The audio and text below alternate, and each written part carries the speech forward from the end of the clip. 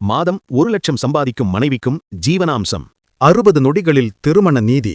மனைவி மாதம் 1,00,000க்கும் மேல் சம்பாதித்தாலும் குழந்தைக்காக 1.5 லட்சம் பராமரிப்புத் தொகை பெறுகிறார். மாதம் சுமார் 1.2 லட்சம் சம்பாதிக்கும் டெல்லி பல்கலைக்கழகத்தின் உதவி பேராசிரியர் ஒருவர் தன்னை விட கிட்டத்தட்ட 10 மடங்கு அதிகமாக சம்பாதிக்கும் தனது கணவரிடமிருந்து பராமரிப்புத் தொகை கோரினார். குடும்ப நீதிமன்றம் மைனர் மகளுக்கு மாதம் 35,000 ரூபாய் மட்டுமே வழங்கியதுடன் மனைவிக்கு எந்த தொகையையும் வழங்க மறுத்தது. அதனால் அவர் மேல்முறையீடு செய்தார். வேலைக்கு செல்லும் மனைவிக்கு திருமண வீட்டில் அனுபவித்த வாழ்க்கை முறைக்கு உரிமையுண்டு. உயர் கல்வி தகுதி பெற்று வேலை செய்யும் மனைவியின் வருமானம் திருமணத்தின் போது அவர் அனுபவித்த வாழ்க்கை தரத்தை தக்கவைக்க போதுமானதாக இல்லாவிட்டால் அவரும் ஜீவனாம்சம் கோரலாம் என்று ஒரு டிவிஷன் பெஞ்ச் தீர்ப்பளித்தது.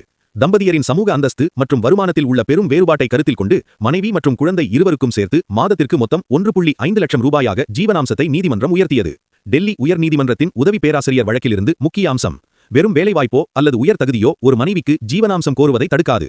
நீதிமன்றங்கள் அவளது பினான்சியல் செல்ஃப் சஃபிஷியன்சியை தனிப்பட்ட முறையில் பார்க்காமல் திருமண வாழ்க்கையின் வாழ்க்கை முறைக்கு ஏற்பவே மதிப்பிடுகின்றன. கணவரின் வருமானம் பல மடங்கு அதிகமாக இருக்கும்போது மனைவிக்கும் குழந்தைக்கும் ஒப்பிடக்கூடிய கண்ணியத்தை வழங்குவதற்காக ஜீவனாம்ச தொகையை கணிசமாக உயர்த்தலாம். மேலும் அறிய திருமண நீதி சேனலை சப்ஸ்கிரைப் செய்யுங்கள்.